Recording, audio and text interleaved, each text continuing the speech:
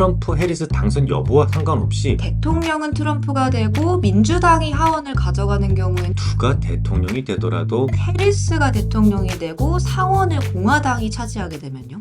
아버지, 먼저 지난주를 훑어보면 경제지표와 관련해서 말씀해 주셨던 부분은 대부분 다 그대로 발표가 됐던 것 같아요. 고용 동향과 관련해서는 시장 예상치보다 못 놓을 가능성이 높지만 두 차례의 허리케인 때문이라는 걸 시장도 이미 알고 있기 때문에 주가를 끌어내리지는 못할 거라는 말씀을 해주셨는데요. 신규 고용은 고작 12,000명으로 시장 예상치였던 12만 명을 크게 밑돌았음에도 주가는 주말장에서 오르는 모습을 보여줬죠. 허리케인 말고도 보잉사의 파업도 원인 됐고요. 노동부 측에서도 일부 데이터가 허리케인의 영향을 받았을 가능성이 크다. 허리케인이 전국 고용, 시간, 수입 추정치에 미친 순영향을 정확하게 수치화하는 것은 불가능하다. 10월 비농업 부문 고용은 대체로 통상적인 절차에 거쳐 수집됐고 응답률도 보통 범위 내에 있었으며 허리케인으로 피해를 받은 지역과 피해를 받지 않은 지역에서의 정보 수집률도 비슷했지만 허리케인이 10월 실업률에 미친 영향은 정확하게 식별할 수는 없었다. 이렇게 말을 했으니까요. 또 PC 가격 지수 역시 시장에서 예상하는 것보다는 높게 나올 가능성이 높다는 말씀도 해주셨는데요. 특히나 연준이 가장 많이 참조하는 근원 PC의 경우에는 전월과 비교해서 0.3% 상승했고 게다가 8월 수치도 기존 0.1% 상승해서 0.2% 상승으로 상향 조정됐어요. 전년 동기 대비로는 2.7% 상승했는데요. 이건 시장 예상치였던 2.6% 상승을 상회하는 결과였죠. 이수가 지난 영상에서 경제 지표보다는 기업들의 실적에 주목하는 것이 좋겠다는 얘기를 하고 마무리했었는데 역시 정작 주가를 춤추게 했던 것들은 기업의 실적이었지? 맞아요. 그런데 실적과 관련해서 질문하고 싶은 게 하나 있었어요. 아마존, 메타, 마이크로소프트, 구글 모두 다 시장 예상치를 넘어서는 실적을 발표를 했었잖아요. 그런데 메타와 마이크로소프트는 주가를 끌어내렸고 아마존과 구글은 주가를 끌어올렸단 말이에요. 이렇게 서로 상반된 모습을 보여준 이유가 좀 궁금하더라고요.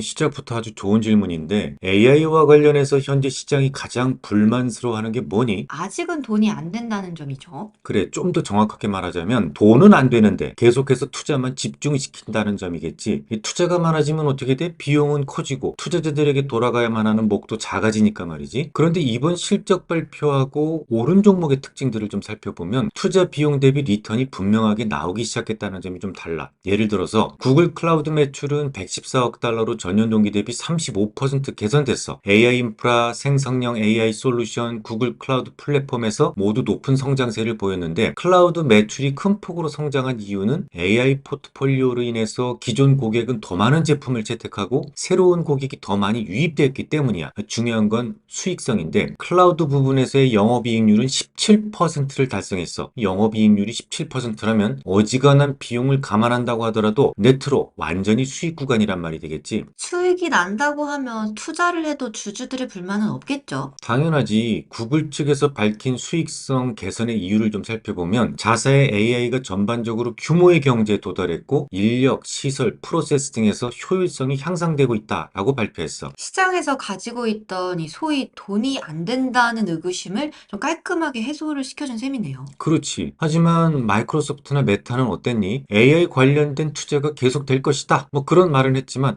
어떻게 이익을 뽑아내야 될 것인지에 대해서는 구체적인 언급이 없었어. 그 차이가 주가의 흐름을 가르게 된 것이지. 역시 AI와 관련해서는 지금으로서는 뭐 투자한 것 대비 얼마만큼을 이익으로 뽑아낼 수 있느냐, 이게 좀 주가의 향방을 결정할 수 있는 가장 중요한 부분인 것 같아요. 이제 이번 주로 넘어와서 이번 주에는 커다란 이벤트가 꽤 많은데요. 3개나 있어요. 5일에는 드디어 미국 대통령 및 상하원 선거가 예정이 되어 있고요. 6일에서 7일에는 11월 FOMC 회의, 이어서 중국의 경제지표 발표가 예정이 되어 있네요. 먼저 미국 대통령 선거 관련된 이슈들을 좀 살펴보면 트럼프 리스크가 일부 선 반영되면서 미 국채 10년물은 4.3%까지 상승했었지. 10월 한 달 동안에만 무려 60베이스 포인트나 상승을 했어. 트럼프는 지금도 자신이 가장 잘할 수 있는 것이 관세라면서 보편적 관세율을 높이겠다라고 발언했는데 우리나라처럼 주로 수출로 먹고 사는 나라에게는 더욱 불리할 수밖에 없었겠지. 트럼프의 재선이 과연 한국 경제에 어떤 피해를 입히는가에 대한 질문을 하시는 분들도 꽤 많았는데요. 실제로 최근 한 달간 수익률을 보면 트럼프 관세 정책의 대표 피해 섹터로 전망되는 반도체는 4.4% 하락했고요. 자동차는 7.7%, IT 하드웨어가 8.7% 하락하는 등 각종 각종 제조업 수출 업종들의 수익률이 특히나 저조하게 나타나는 걸 확인할 수가 있어요. 주로 국내 증시에 대한 외국인들의 순매도세 때문인데요. 외국인들은 7월 말 이후로 코스피를 약 18조 원가량 순매도했죠. 물론 트럼프가 유일한 악재는 아니었어. 그 외에도 조세 문제라든지 우리나라 시총 1위인 삼성전자의 하락 등 몇 가지 더 문제점이 있지만 글로벌 주요 국가 지수 내 한국 증시가 현저하게 언더퍼폼하게 된 이유 중 하나로서 트럼프의 재선 가능성을 들 수 있을 거야. 대만이나 미국 등 주요국들 올해 수익률을 보면 한 20% 정도 상승했거든. 근데 그에 반해서 국내 시장, 양시장 모두 음의 성과를 보였어. 특히 코스닥은 어때? 무려 14% 이상 하락을 했지. 이 전쟁 중인 러시아가 21.7% 정도 하락이니까 러시아를 제외한다면 우리나라 증시의 퍼포먼스는 그야말로 최하위권이다라고 볼 수 있어. 아버지께서 이 불확실성이 대선까지는 계속 이어질 거라고 몇 달 전에도 말씀을 해주셨는데 이제 대선이 끝나고 나면 좀 그래도 괜찮아질까요? 대선을 소화하고 불확실성이 해소된 이후에는 트럼프 해리스 당선 여부와 상관없이 증시에 대한 과매도는 어느 정도 완화될 것으로 판단하고는 있어. 좀 더 구체적으로 얘기를 해주자면 레드 웨이브 시나리오가 현실화될 경우에는 정책 불확실성이 좀 남아있을 가능성은 있겠지 아무래도. 하지만 연준의 금리 인하와 더불어서 인플레 둔화 흐름이 금리 상승을 제한할 것으로 예상되고 있기 때문에 증시가 그렇게 급한 조정으로 이끌려가지는 않을 것 같아. 만약 레드 웨이브가 아니라면 금융시장 불확실성이 다소 완화되고 채권 금리는 하락 반전할 것으로 기대하고 있어. 다만 누가 대통령이 되더라도 재정 적자의 누적으로 인해서 턴 프리미엄은 계속해서 오를 수밖에 없을 테니까 단기 금리가 좀 안정된다고 하더라도 장기 금리는 아직 좀 더 올라야 될 거야. 그리고 레드 웨이브 시나리오가 만들어진다면 조선주라든지 방산주, 전력기기가 더 유리해질 수 있겠지. 물론 이들 역시 수출주에 속해 있긴 한데 글로벌리 경쟁자가 별로 없고 또 설령 경쟁자가 있더라도 중국과 경쟁하는 경우가 많잖아.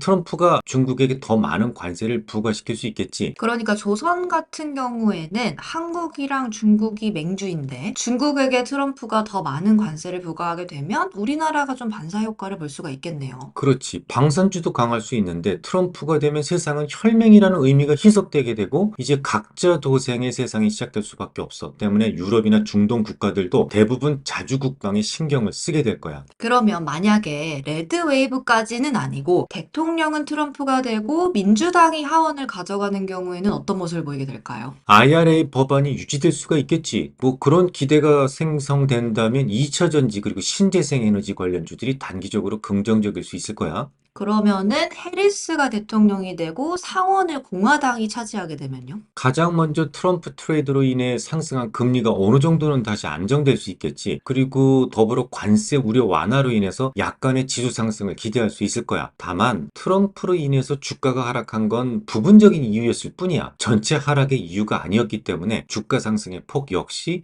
제한적일 수밖에 없을 거야. 올해 초부터 미국 대통령 선거 얘기를 했던 것 같은데 벌써 11월이 됐어요. 시간이 정말 빠른데요. 아주 기나긴 여정 끝에 드디어 결판이 나겠죠. 지지율 여전히 박빙인 상황인데요. 전쟁이다 뭐다 해서 국제 정세도 불안정한 상황이고 또 한국 증시도 최하위권인 상황에서 이번엔 특히 더 어떤 결과가 나오게 될지 궁금하네요. 다음으로 대통령 선거 직후인 11월 6일부터 7일 사이에는 FOMC 회의가 열릴 예정이죠. 시장에서는 25bp 인하를 전망하고 있는데요. 선물 시장에 반영된 확률은 꾸준히 90% 이상을 유지하고 있어요. 최근 경제 지표가 일부 낙관적이었다고는 하지만 10월 베이지북의 경기 판단은 9월 지표가 시사한 것만큼 그리 낙관적이지는 않기 때문에 금리 인하 경로에는 큰 차질이 없을 것으로 보고 있어. 실제로 현재 채권 시장에 반영되어 있는 금리 인하 경로는 지난 9월 연준 점도표와 비슷하거나 살짝 조금 더 매파적인 경로를 예상하고 있는데요. 이를테면 기존의 9월 점도표에서는 올해 안에 2회 수준이었던 게 최근 채권 시장에서는 대략 1.5회 정도로 작은 변화만 있는 상황이에요. 이어서 중국의 경제 지표들도 발표될 예정인데요. 지난 9월의 중국 수출 증가율은 시장 예상치인 6%를 크게 하회하는 2.4%로 발표되면서 회복 경로가 그렇게 쉽지 않음을 보여줬어요. 통화정책 위주로 대규모 부양책이 발표되긴 했지만 이 기울어진 경제를 바로 세우기에는 역부족이었을 거야. 이 중국 경제에 대해서는 이미 수차례 얘기해줬잖아. 경기 부양책이 발표되어도 그 부양책이 원인 치료에 해당되지 않는다면 원하는 목적을 달성하기 어렵다고 했었지. 치료해야 하는 고질적 본질적인 원인은 미국과의 패권 전쟁이고요. 그렇지. 그래서 더욱 4일부터 8일 사이에 진행되는 상무위원회에 집중할 필요가 있을 거야. 상무위원회에서는 추경과 국채 발행 계획이 발표될 예정인데 현지 시장 컨센서스는 2조에서 4조 위안 정도에 불과하거든. 근데 아빠 생각에는 최소 6조 위안은 돼야 시장이 약간의 안도를 할 수 있을 것이다라고 보고 있어. 근데 최근에 검증되지 않은 루머가 돌고 있긴 해. 트럼프가 만약 대통령이 된다면 베팅 액수를 크게 늘릴 것이다라는 근데 검증할 수는 없지만 한간에서는 10조 위안까지도 본다. 그런 루머도 돌고 있어. 근데 요즘에는 가짜뉴스 식별이 너무 어려워요. 그래서 당연히 가짜뉴스일 수도 있지만 아무래도 트럼프가 대통령이 된다면 공공연하게 얘기했듯이 중국의 목을 더 강하게 비틀겠죠. 그럼 중국 입장에서는 조금 더 강한 경기 부양책에 기댈 수밖에 없을 거라는 걸 감안을 한다면 10조 위안도 전혀 근거 없는 낭설은 아닐 것 같아요. 루머라고 해도 나름 일리가 있는 루머네요. 이번 주는 진짜 빅 이벤트가 기다리고 있죠. 그 중에서도 앞으로의 4년을 이끌 미국의 대통령이 누가 될지 너무너무 궁금합니다. 누가 돼도 한국에게 좀 좋은 정책이 나왔으면 좋겠네요. 그럼 오늘은 여기까지 하고 마무리할게요. 유익한 시간 되셨길 바라고요. 다음 시간에도 유익한 이야기 나누고 싶으시다면 좋아요, 댓글, 구독, 알림까지 아시죠? 그럼 안녕.